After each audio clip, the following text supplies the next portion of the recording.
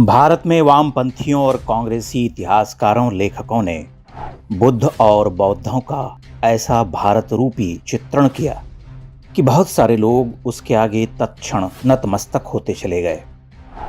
यह भोकाल कुछ ऐसा था कि मानो बुद्ध और बौद्ध किसी अन्य नक्षत्र से भारत की धरती पर आ टपके और 100-150 वर्षों में ही वैदिक धर्म या हिंदुओं की सारी कुरीतियों, जड़ताओं, सीमाओं पर प्रहार करते हुए उन्हें पराजित ध्वस्त कर दिया।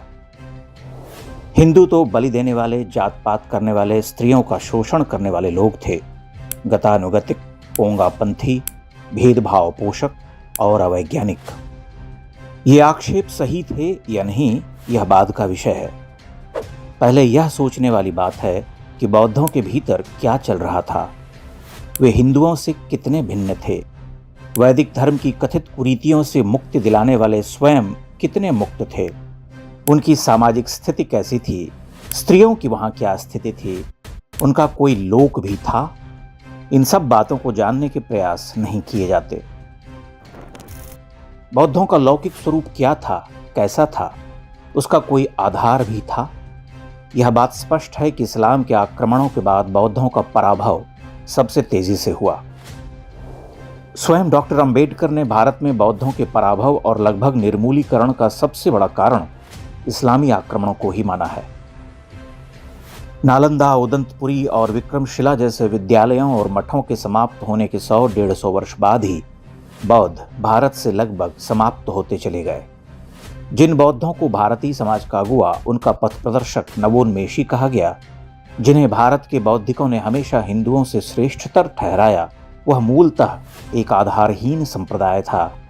क्योंकि हर धर्म का एक समाज होता है, उसका कोई सुदृढ़ समाज या लोक रहा होता तो वह यूं निर्मूल हो गया होता। बात साफ है कि बौद्ध मठों और महाविहारों तक सीमित थे। लोक में उनकी कोई प्रवहमान उपस्थिति नहीं थी, जैसी कि वैदिक धर्म की रही है। हिंदुओं ने हजारों वर्ष की सभ्यता संस्कृति में अपने धर्म को लोकाभिमुख किया। एक तरह से वह लोक से उपजा और लोक को ही समर्पित रहा।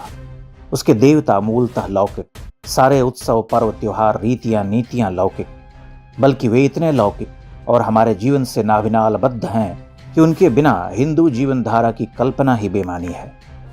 इसीलिए उस लोक धर्म की रक्षा हेतु हम 1000 वर्ष तक लड़ते रहे, कभी हार नहीं माने। लेकिन बौद्धों ने कितना संघर्ष किया। संघर्ष तब करते जब लोक में उनकी पैठ होती, उत्सव, संस्कार, रीतियां, पर्व रहे होते।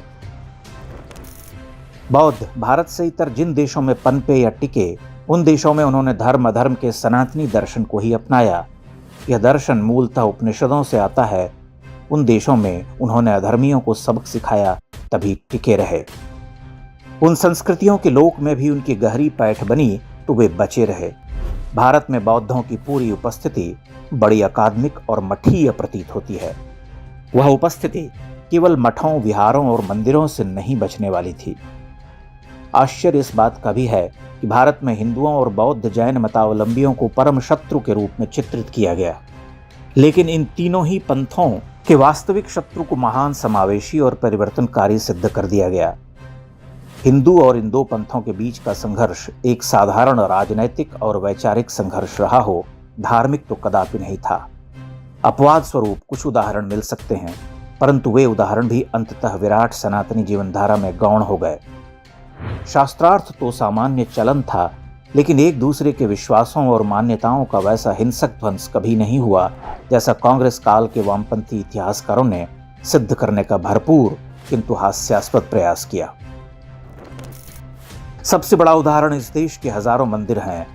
हिंदू, बौद्ध और जैन मतावलंबियों ने तीनों धर्मों के मंदिर बनवाए। एक ही क्षेत्र में हिंदू और बौद्ध जैन देवालय देख सकते हैं। चंबल और बुंदेलखंड में सैकड़ों देवालय उपस्थित हैं। ध्यातव्य है कि वे सभी देवालय एक ही विश्वास के उन्मादियों ने ढहाए। एलोरा की गुफाएं एक साथ वैदिक, बौद्ध और जैन तीनों ही धाराओं का संगम हैं। जिन गौतम बुद्ध को ब्राह्मणवाद और कर्मकांड का विरोधी बताया जाता है, उनकी हर प्राचीन मूर्ति में यज्ञोपवीत स्पष्ट दिखाई देता है। बुद्ध ने जिस मत का प्रतिपादन किया, क्या वह हिंदू मत से सर्वथा भिन्न था? बौद्ध राजाओं ने जिन विशाल मंदिरों के निर्माण करवाए, वहां कौन से धार्मिक अनुष्ठान प्रचलित थे? क्या वे निराकार अदृश्य अधिनायकवादी ईश्वर को पूजने के अनुष्ठान थे? क्या वहां अन्य मतावलंबियों को समाप्त कर देने के आवाहन होते थे? क्या बौद्धों ने अहिंसा, अपरिग्रह, पर दुख कातरता, करुणा के भाव हिंदू धर्म से नहीं लिए थे?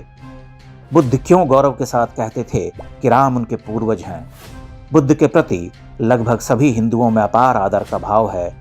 हिंदुओं का हर मंदिर सनातन धर्म की सभी शाखाओं के साथ बौद्धों का भी स्वागत करता है। वे भगवान विष्णु के अवतार माने जाते हैं। तब फिर सीखने की आवश्यकता किसे है, हिंदुओं को या बौद्धों को या उनके मूढ़ अनुयायियों को?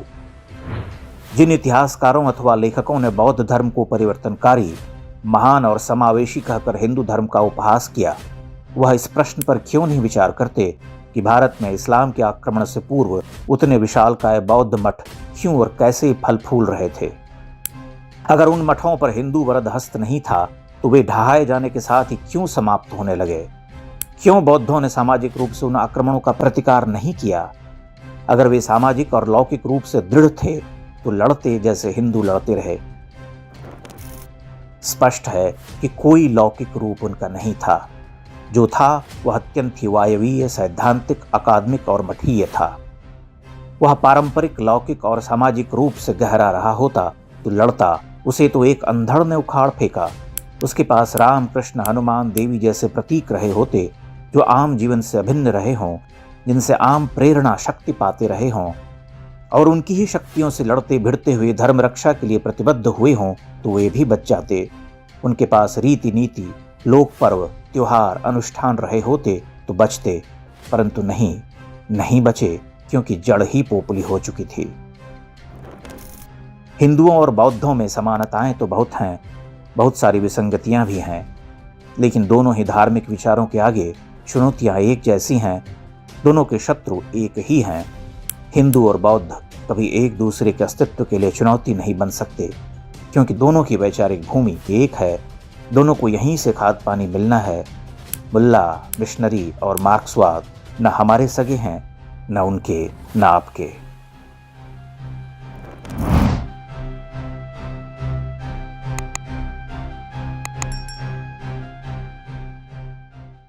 इंडेक्स ऑनलाइन के वीडियो समाज को समर्पित हैं। आप इनको डाउनलोड करके जैसे चाहे वैसे प्रयोग कर सकते हैं। चाहे तो आप हमारे टेलीग्राम चैनल से जुड़ सकते हैं। वहां सारे नए पुराने वीडियो आपको मिल जाएंगे। हमारे सोशल मीडिया लिंक हर वीडियो के डिस्क्रिप्शन में होते हैं। हमारा एकमात्र उद्देश्य हिंदू समाज को जागृत और एकजुट करना है। इसमें सहभागी बने। धन्यवाद।